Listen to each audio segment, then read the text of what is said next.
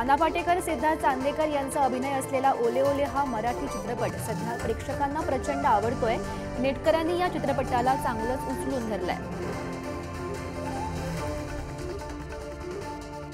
नुकताच कॅटरीना कैफचा मेरी ख्रिसमस हा चित्रपट प्रदर्शित झालाय।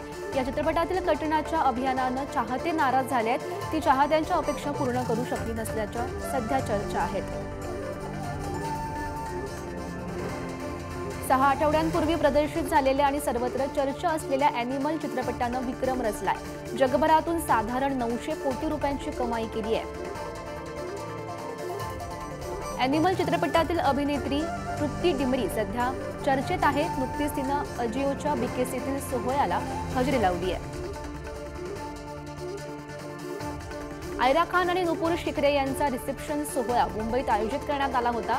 या सोहळ्यात सिने जगतातील अनेक सेलिब्रिटींसह मुख्यमंत्री एकनाथ शिंदेंनी सुद्धा हजेरी लावली।